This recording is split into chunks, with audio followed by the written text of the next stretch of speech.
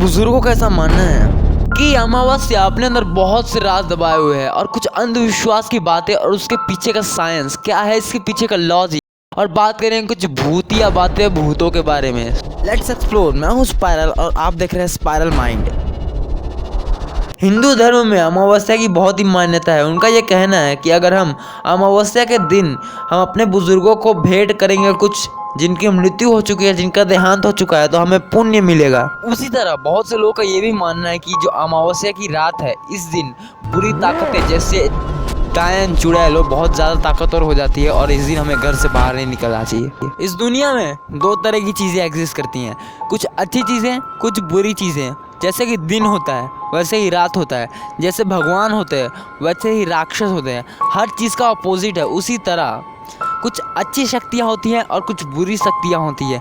इस दिन अमावस्या की बुरी शक्तियाँ ज़्यादा ही पावरफुल हो जाती हैं। जैसे कि आप लोगों को पता है, अमावस्या के दिन आसमान में चांद नहीं होता, तो जो लोग मन से नाजुक होते हैं और जिन्हें डर लगता है, उन्हें बुरी ताकतें अपने चपेट में ले लेती है, अपने कब्जे में ले लेती है और वो उनके गुलाम बन जाते हैं। शायद आपने भी कहीं ना कहीं सुना होगा या कहीं ना कहीं देखा होगा, कुछ इंसानों के ऊपर आत्माएं चढ़ जाती है, उन्हें अपने कब्जे में कर लेती है और इसका इलाज करने के लिए वो लोग साधुओं के पास जाते हैं और कुछ बाबा के पास।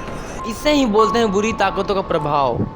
जैसे कि हमने बात की कि अमावस्या के दिन बुरी ताकतों का प्रभाव ज़्यादा होता है, उसी तरह ये बुरी ताकतें हमारी चारों ओर घूमते रहते हैं और मौका ढूंढते रहते हैं कि कब मैं इसकी बॉडी में घुसूँ। इसके लिए हमें सुनसान जगहों पे जाने से बचना चाहिए। हमें सुनसान जगहों पे नहीं जाना चाहिए, नहीं तो हमारी जान को खतरा हो सकता है। खासकर हमें शमशान की तरफ तो देखना ही नहीं चाहिए, क्योंकि शमशान में बहुत सी आत्माएं होती है जिनका मृत शरीर वहीं पे पड़ा हुआ है। इसीलिए हमें शमशान की तरफ तो भूल के भी नहीं जाना चाहिए, नहीं तो आप सोच सकते हैं कि आपका क्या हाल होने वाला है, खासकर अमावस्या के दिन। इसीलिए आपने शायद अपने आसपास या अपने घर में देखा होगा कि अमावस्या के दिन हमारे घर पे पूजा रखी जाती है, ताकि हम इन दानवी शक्तियों से खुद को बचा पाएँ। ये तो हुई अमावस्या की बात। अब कुछ बात करते हैं पूर्णिमा के बारे में। बहुत से ऐसे लोगों का मानना है कि पूर्णिमा के दिन वो लोग समुद्र में बहुत से हलचल देखते हैं।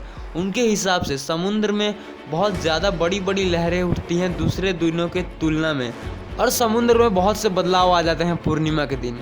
क्या है इसके पीछे का रहस्य? क्या कोई दानवी शक्ति इस समुद्र में प्रवेश कर जाती है या कोई रहस्यमय शक्ति?